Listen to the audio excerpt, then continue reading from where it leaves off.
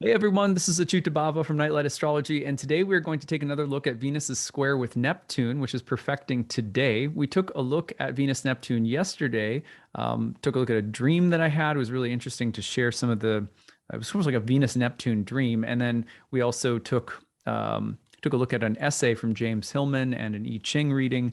So it was a really good way of starting to unpack that. We're a little bit more nuts and bolts today with Venus and Neptune, but help to round out your understanding of this transit this week. Venus is also getting into a sextile with Jupiter as the week goes on. Towards the end of the week, the sun is also going to move into a square with Saturn. And so by the end of the week, we're going to be talking about Sun-Saturn dynamics. So, and then by the next week, we'll be unpacking the astrology of November already. It's hard to believe it's passing. In November and December, really big astrology. We're getting into eclipse season. We've got a huge Venus retrograde in December. Saturn and Uranus are getting back together. So it's just very, very dynamic energy coming through. All right. Well, in the meantime, today, before I get into that, I want to remind all of you that my new class, Ancient Astrology for the Modern Mystic, is starting in less than 3 weeks. We are just about to get the class started. This is the 23rd group that I've brought through this program over the past 10, 11 years. The program's changed quite a bit over the years, but Ancient Astrology for the Modern Mystic is a course in Hellenistic astrology. It gives you an understanding of the esoteric, spiritual, historical roots of horoscopic astrology. And it is really the study of fate. And you could say that it is a highly predictive kind of astrology, insofar as we're learning how to predict and understand karma, fate, destiny, and the times at which different things in the birth chart will manifest and appear in the course of life. And what we're doing over the course of this program is we're also marrying that to the study of character, behavior, and psychology from a sort of what we might call an archetypal or psychological approach to the birth chart. So there's kind of a fusion as the course goes on. At the end of the program, we're inviting live clients in, and you're seeing me combine both predictive and psychological elements in a reading. It is a fantastic program. I poured myself into this program more than any other creative project in my life. So it's, over 100 hours worth of classroom content. You've got 30 classes, 2 to 3 hours each. You can attend them live or download the recordings afterward if you can't make it live to the webinars. There's interactive forum discussions. You can email me year-round with questions. We have a staff of tutors. We have breakout study sessions where you can get tutoring if you need it in between major units. We've got guest speakers, tons of bonus material. It's a great program. And I'm really excited to have a whole new group of people coming through it. The early bird payment is only available for a couple more weeks, so make sure you take advantage of that. You can save $500 off. There is a payment plan at the full price of tuition if you need it. And also, we do have need-based tuition for people who might be hurting or whatever challenge or struggle you may have, or restriction. Financially, we always have an option for people so that people aren't priced out of a spiritual learning program. At any rate, thank you guys, by the way, for letting me promote this. I don't have any form of marketing or advertising other than just sharing with people who consume my content what I'm doing and how you can get involved. So I really appreciate that. Now, here's the real-time clock. And what we are doing is we're tracking, here we go. We're tracking Venus in Sagittarius moving through a square with Neptune today, October 26th. As the week goes on, Venus is also going to hit a sextile to Jupiter. And that sextile will happen, you can see it coming through, by Thursday, October 28th. So between now and Thursday, October 28th, have a really benefic planetary aspects coming through. You also have Mars about to change signs and pick up dignity into Scorpio. So there's kind of a positive shift of momentum happening this week, which we might feel very good about, considering all of the intense Plutonian energy that was coming through last week. Now, we do, at the end of this week, we're going to see the sun hit a square to Saturn. We're going to see also Mercury moving through a square with Pluto. So we will have some aspects to be unpacking. November eclipse season starts. So there's a lot of intense transformative astrology ahead. I always think of transformative astrology as neither here nor there in terms of like whether you'll enjoy it. I tend to really enjoy transformative periods of time, even if there's certain aspects that are really difficult, because I love that feeling that I'm growing and things are changing and evolving. But also we have to try not to ride the roller coaster, right? So we're studying these things not to keep the feeling of drama amplified in our lives all the time, but to prepare ourselves. And frankly, it's nice when we have a week like this one, because this week there's aspects in the air that a lot of people will experience as very uplifting, supportive, kind of easier, generally speaking. They don't always last very long, so it's good to understand them and try to tap into them while they're here. All right, so anyway, that's the real-time clock. So nuts and bolts, Venus, Neptune. I'm going to read for you guys at the end today a section of the Bhagavad Gita, and that gets into what I think is the simplest way of describing Venus Neptune. Venus Neptune creates a feeling of the all-pervading beauty. The all-pervading beauty is not the same as, the beauty of someone with a nice body or someone who is photogenic or something like that. It's not the beauty of romance and falling in love. It's not the beauty of a sunset, right? It's a beauty that captures all of those things into one, and it's so sublime and pervasive. It feels like this beauty is at the core of everything, permeates the entire universe. So you get this kind of transcendental, subtle, timeless, imaginative, infinite quality with Neptune involved, with Neptune in the mix of the Venus. So Venus square Neptune creates this feeling.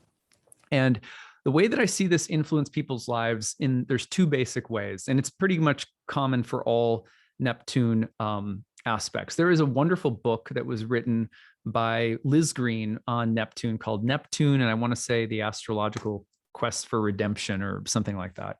Actually, I'll look it up while I'm talking about it. But this book, one of the things that she talks about in this book is here it is.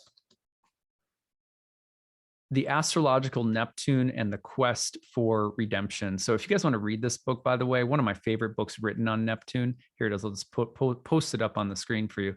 Astrological Neptune and the Quest for Redemption. You get it hardcover, paperback, or Kindle. It looks like on Amazon.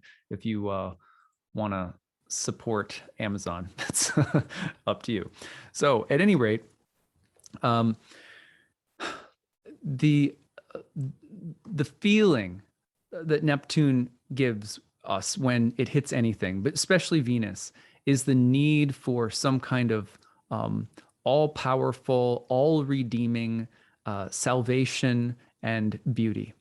So there's some kind of a beauty that saves, a romance that saves, a friendship that redeems, a transcendental romantic energy that makes all things whole and good and peaceful again. There's that song, and I'm trying to remember if the song was just called Woodstock. I think it was originally by Joni Mitchell, and then I think Crosby, Stills, Nash and Young ended up playing it at Woodstock because she couldn't be there or something. Maybe I'm messing the story up, but you guys know the lyrics of the song. I'll look them up because it's so perfect. I'm looking all sorts of stuff up today. Yeah, it's Joni Mitchell. So this is so, like, there couldn't be an aspect in some ways more indicative of something like Woodstock than Neptune Venus, right? I came upon a child of God. He was walking along the road, and I asked him, "Where are you going?" And this he told me: "I'm going on down to Yasgur's farm. I'm going to join in a rock and roll band. I'm going to camp out on the land. I'm going to try and get my soul free." And then, of course, the famous refrain: "We are stardust, we are golden, and we've got to get ourselves back to the garden." So, and I like another verse that I really like. "By the time we got to Woodstock, we were 500,000 strong, and everywhere there was song and celebration. And I dreamed I saw the bombers riding shotgun in the sky, and they were turning into butterflies above our nation. We are stardust, billion-year-old carbon. We are golden, caught in the devil's bargain, and we've got to get ourselves back to the garden." This captures to me the essence of Venus Neptune. Venus Neptune is very Edenic. There's a feeling that this sex is taking me to God. This person that I'm falling in love with is taking me home. This art exhibit is from another planet. It has that feeling, or if you've ever had an LSD trip, or if you've ever had a psychedelic experience, that feeling that you're walking through Eden. I compare it sometimes to, I remember one time, someone was asking me, "What is ayahuasca like?" And I was talking about, I was in the Amazon the very first time that I drank. And I remember one of the most profound things was when I was in a more blissful state of consciousness during my very first ceremony, because there were some really horrific parts of that ceremony too, but there were blissful parts as well. And um, in this particularly blissful state, I was hearing everything in the jungle. And I remember it was so beautiful. It was like, it was terrible because there were things definitely like eating each other, and there was all sorts of gnarly sounds, but it was also this overall pervasive feeling of like, I'm in the Garden of Eden. Oh my God, like, and it was, can't even put words to it. It's like in the movie Contact, I've said this before too. And when she's going through this wormhole and seeing these heavenly beauties, and she says they should have sent a poet, and that's kind of what it felt like.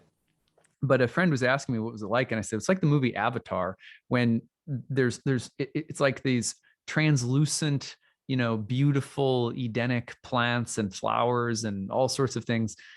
So Venus Neptune is like that, in the sense that it inspires within us the need or the desire to live and inhabit that kind of reality.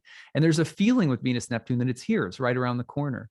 You just can't see it, or either that, or you somehow got disconnected from it, and you've got to get yourself back to the garden. You've got to get back to Eden. And one of the most common things that I see in my clients over the years, 10, 11 years now, of 11 going on 12. So that one of the things that I've seen is when someone has a Neptune transit to their natal Venus, that they will go through a period of feeling the acute sense of disconnection from that Edenic like place. The feeling that it's here, that it's near, that it's close at hand, starts to pervade their life, their mind, their consciousness. And then usually like a little temptation fruit appears. And the fruit is not, it's not that this doesn't exist. It's not that this ideal kind of utopian place doesn't exist, or that a state of consciousness or connection doesn't exist, or that the imagination isn't capable of living life with some kind of bliss or beauty or something like that. It's that people make the mistake of thinking, this person, I'm going to have an affair with this person, or this person I'm falling in love with is going to solve all my problems, or this job, or this whatever. People get enamored by one particular idea that they believe it's this thing that will bring me into the garden. And they get really obsessed with it, enamored by it, and deluded by it. And then oftentimes what happens is they'll go through an experience where they realize this thing is not my salvation. But by going through the process, they also realize I need more imagination in my life, or I need more of, I need that Holy Spirit religiously or spiritually, or I need the muse artistically, or whatever it may be. There's a feeling that, okay, it wasn't this person, or it wasn't this new job, or, it wasn't a facelift, or whatever it is. That was nice. It was fun, but it was also, transient. It was fleeting. And so it doesn't stay long. So the person realizes that, and then they say, there's something deep, there's some way that I need to be living my life, some more basic mode of living, an imaginative mode, a soulful mode, or even for some people, it's going to be spiritual. It's going to be an imaginative, religious participation mystique, and the feeling is, okay, it wasn't this thing, but I now realize that I can't make the mistake of thinking that it's a thing or a person and try to objectify it. It's something that has to come through me. And sometimes then people's lives start to yield more to the spirit of Venus Neptune. And that's the kind of transformation I generally watch people go through with this transit psychologically. On the other hand, the almost sort of second most common thing that I see is that people who have been attached to something or someone as their salvation in an almost codependent manner will come to realize that this state of happiness or this inherent feeling of connection is not really about that person or that thing. So they'll go through a period of disillusionment. Okay, so something that's already there, not something that you go and pursue, but something that's already there that you thought was your salvation is, it's nice. It's not that you need to condemn it or dismiss it or, chuck it out the window or something like that. But you kind of go, yeah, I'm actually okay. This state of joy, happiness, connection, bliss, beauty that I'm really looking for is within me. Or it's found in many different things, not just this one thing. So sometimes people will go through periods of um, recognizing the degree to which they have uh, tried to concretize their salvation in a thing or something like that. I've seen many people, for example, who uh, become far less codependent during such a time. And sometimes that leads to the dissolution of relationships. Other times it just really leads to a person taking the pressure off from themselves or their partner and being like, well, you don't need to be all that I have or all that makes me happy.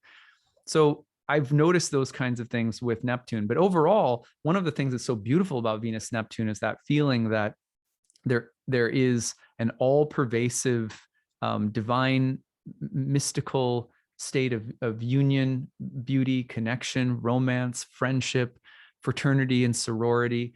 That there's that the cosmos, like we said yesterday from the word cosmetic, is a well-placed, well-arranged whole presenting itself to me, mind, body, spirit, and I can appreciate it. I can step into it somehow and feel the bliss of it. These transits, that's why I love the Venus Neptune transit, because ultimately, even though you might go through a little bit of the, people can actually get really extreme. People can get dogmatic about what they, let's be clear. Woodstock, although I'm, in many ways just celebrating those lyrics because I think I love that song. But, Woodstock in the 60s and the drug state was also filled with a ton of idealism and, you sort of youthful idealism, utopianism, this kind of thing. It often is, underneath it is an attempt to try to concretize or hold or grasp or possess Venus Neptune in a sense, or that transcendental beauty. And the secret to experiencing it is to letting it flow, and letting it flow through things that appear to be derivations, that appear to be ugly, that appear to be unjust, and to try to keep in the spirit of appreciation and to keep appreciating the presentations of life. That's really hard to do because we can get fixated on the particular forms that we appreciate and that we like and don't like and so forth. And so, Venus Neptune can be associated with people who are, ideologues, people who are ideologically rigid in their sense of what is beautiful or perfect. Perfectionists can infiltrate any political party. They can infiltrate any religious group. They can infiltrate any art school. They can infiltrate any kind of culture that has a sense of its high taste or its high preferences. It can infiltrate and create a sense of superiority, and so forth. And one of the things that can help us with Venus Neptune is a good time to evaluate, what are my values? Where is it that I'm a perfectionist? Where do I have very high standards that are maybe, I can even be dogmatic about? Where can I start to see with greater equality of vision the beauty of life? Is it in my job? For example, I want things to only go one way. That's what I prefer. That's what I like. That's what I think is tasteful or beautiful. But there's things going, they're going in a way that I don't like. I don't like the way things are happening in my workplace right now. Okay, well, this is a great week to develop the appreciating capacity for what's presenting itself. Imagine that in your workplace, whatever's happening that you find ugly or distasteful in some way, whatever it might be, try to stand back and have an appreciating capacity. An appreciating capacity is not a condoning capacity. It's not that you condone bad behavior. It's not that you pretend that something's good or fluffy and unicorny when it's not.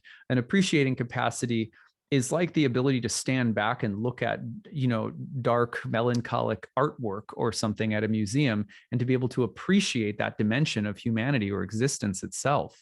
So appreciating something means we learn to see the value in it. And with Venus Neptune, sometimes we have to see the value in it from the standpoint of timelessness and eternity, which is, it's a big ask. We live in a time-bound world where, we definitely have preferences, we have likes and dislikes, and it's impossible to not participate in the dualities of everyday life. Venus Neptune, though, can say, hey, look, if you want to get over something that's feeling like it's really disappointing you, it's really not living up to your standard or your measure of success, stand back and see if you can appreciate a different kind of beauty. When you do that, it's not that, it shifts something internally in us. It allows us to see a situation from a different perspective. And often that's the key to starting to solve a problem or to create a change. That just that shift in perspective, that appreciating capacity is oftentimes it goes from something as imperfect to everything is completely perfect. And then it's not that we stay stuck there and, well, everything's completely perfect, nothing's wrong, I'm denying troubles, I'm denying pain. No, it's that having that big perspective of beauty shifts our consciousness, and then suddenly we start to see a way around problems, solutions, compromises, reconciliation, because it's that perspective that allows us to see right relationships between parts, between, it starts to help us see harmony between things that we couldn't see before. That perspective then shifts us in how we can move through life, and especially in the places where we feel intolerant of what we perceive to be imperfections. Okay, rant over. I want to read to you guys a section from the Bhagavad Gita to close today. This is chapter 10, which is called the opulence of the absolute. And I'm just going to read, I'm going to read the whole chapter to you guys today. It is so beautiful. And this has to do with, in the Bhagavad Gita, it's called the Song of God. It appears in a portion of the Mahabharata, which is a great Indian epic. It's like the Odyssey or the Iliad in India, sort of. And there's a section called the Song of God where Arjuna, who's a warrior, is receiving instructions from God in the form of Krishna on the battlefield about what to do with this terrible situation that he finds himself in. And he's wondering, how do I live a spiritual life given this terrible moral and ethical dilemma that I'm in that is less than perfect, it is less than ideal. And so he's giving him all these insights. And then as he goes on, Krishna starts to reveal to him the nature of God. And in the nature of God, it's helping Arjuna to step out of the temporary feeling of being in this terrible moral position where things are very much less than ideal. It's not agape, right? It's a civil war. And he's helping him reconfigure his understanding of reality, divinity, and hence the problem that he's facing, which appears to be this very blemished, this kind of blemished situation. Okay, so chapter 10, the opulence of the absolute. The Supreme Lord said, "My dear mighty armed Arjuna, listen again to my supreme word, which I shall impart to you for your benefit and which will give you great joy. Neither the hosts of demigods nor the great sages know my origin, for in every respect I am the source of the demigods and the sages. He who knows me as the unborn, as the beginningless, as the supreme Lord of all the worlds, he undiluted among men is free from all sins. Intelligence, knowledge, freedom from doubt and delusion, forgiveness, truthfulness, self-control and calmness, pleasure and pain, birth, death, fear, fearlessness, nonviolence, equanimity, satisfaction, austerity, charity, fame, and infamy are created by me alone. The 7 great sages and before them, the 4 other great sages and Manus are born out of my mind, and all creatures in these planets descend from them. He who knows in truth this glory and power of mine engages in unalloyed devotional service. Of this there is no doubt. I am the source of all spiritual and material worlds. Everything emanates from me. The wise who know this perfectly engage in my devotional service and worship me with all of their hearts. The thoughts of my pure devotees dwell in me. Their lives are surrendered to me, and they derive great satisfaction and bliss enlightening one another and conversing about me. To those who are constantly devoted and worship me with love, I give the understanding by which they can come to me. Out of compassion for them, I, dwelling in their hearts, destroy with the shining lamp of knowledge the darkness born of ignorance. Here you can hear Krishna talking to Arjuna about this. If you learn to see me in all things and connect to me through an appreciating capacity in the heart in all things, then I start to give you the knowledge that you need to move through life in the right way. Arjuna said, you are the supreme Brahman, the ultimate, the supreme abode and purifier, the absolute truth and eternal divine person. You are the primal God, transcendental and original. You are the unborn and all-pervading beauty. All the great sages, such as Narada, Asita, Devala, and Vyas, proclaim this of you, and now you yourself are declaring it to me. O Krishna, I totally accept as truth all that you have told me. Neither the gods nor demons, O Lord, know thy personality. Indeed, you alone know yourself by your own potencies, O origin of all, Lord of all beings, God of gods, supreme person, Lord of the universe. Please tell me in detail of your divine powers by which you pervade all these worlds and abide in them. How should I meditate on you? In what various forms are you to be contemplated, O blessed Lord? Tell me again in detail, O Janardhan, of your mighty potencies and glories, for I never tire of hearing your ambrosial words. So here's Arjuna starting to recognize, like, this is Krishna talking about the divine source of all things, and Arjuna is starting to understand it, and he's saying, okay, but tell me more. Give me a sense of how you work through all of the variegated forces of reality. The blessed Lord said, yes, I will tell you of my splendorous manifestations, but only of those which are prominent, O Arjuna, for my opulence is limitless. I am the self, O Gudakesha, seated in the hearts of all creatures. I am the beginning, the middle, and the end of all beings. Of the Adityas, I am Vishnu. Of lights, I am the radiant sun. I am Marichi of the Maruts, and among the stars, I am the moon. Of the Vedas, I am the Samaveda. The demigods, I am Indra. Of the senses, I am the mind, and in living beings, I am the living force, knowledge. Of all the Rudras, I am Lord Shiva. Of the Yakshas and Rakshashas, I am the Lord of wealth, Kuvera. The Vasus, I am fire, Agni, and of the mountains, I am Meru. Of priests, O Arjuna, know me to be the chief, Brashpati, the Lord of devotion. Of generals, I am Skanda, the Lord of war, and of bodies of water, I am the ocean. Of the great sages, I am Brigu. Of vibrations, I am the transcendental Om. Of sacrifices, I am the chanting of the holy names, Japa, and of immovable things, I am the Himalayas. Of all trees, I am the holy fig tree, and among sages and demigods, I am Narada. Of the singers of the gods, Gandharvas, I am Chittarathra, and among perfected beings, I am the sage, Kapila. Of horses, know me to be Uchashrava, who rose out of the ocean, born of the elixir of immortality. Of lordly elephants, I am Aravata, and among men, I am the monarch. Of weapons, I am the thunderbolt. Among cows, I am the Surabi, givers of abundant milk. Of procreators, I am Kandarpa, the god of love, and of serpents, I am Vasuki, the chief. Of the celestial Naga snakes, I am Ananta. Of the aquatic deities, I am Varuna. Of departed ancestors, I am Aryama, and among the dispensers of law, I am Yama, lord of death. Among the Daitya demons, I am the devoted Prahlad. Among subduers, I am Time.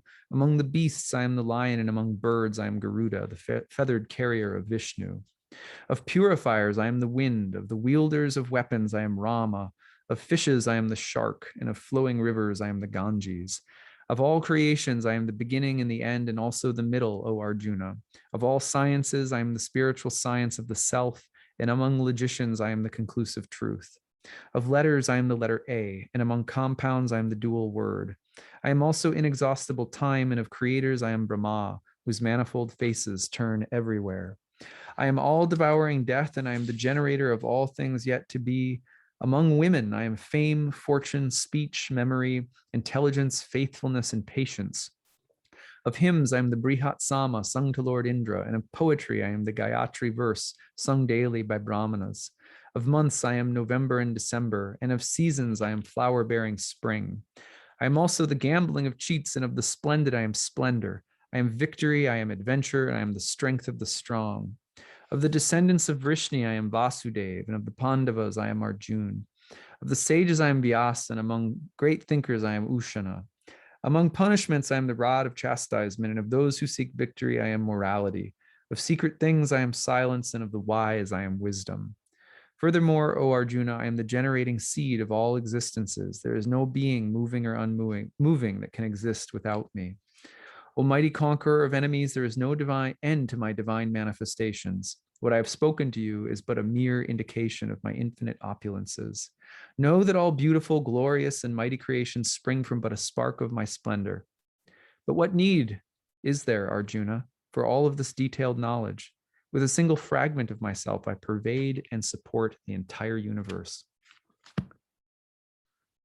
So what I love about that chapter, one of my favorite chapters in the Gita, and what I love about it is that every time I read it, whatever's stressing me out, because there's so many areas in life where I so badly want beauty. I want my kids to love me, and I want to love my kids. I want to have a great marriage. I want to be a good astrologer. I want to be a good friend. I want to be a good brother and son, and the joy that I want to experience, the happiness that I seek, the beauty that I look for, the romance that I want to experience in life, all the love that I'm seeking. That every day there's so many things that present themselves to me in my mind as saying, well, that's falling short. Well, that's not quite it. It's not really in that place. And so, like a hamster in a wheel, I just go turning and turning and turning, trying to figure out how to modify and adjust and modulate everything in my life so that it'll all, I'll be back in the garden. And the truth is that the simplest way to get back there is to sit down and to look at what is presenting itself to me in my life. Just sit and watch, sit and observe. And then the most important thing, sit and appreciate. Appreciate does not mean condone. It doesn't mean to judge. It doesn't mean to say, oh, this is so good and it was bad, but I'm changing my mind. It's a good thing, not a bad thing. That's not what appreciating really means in the yogic sense.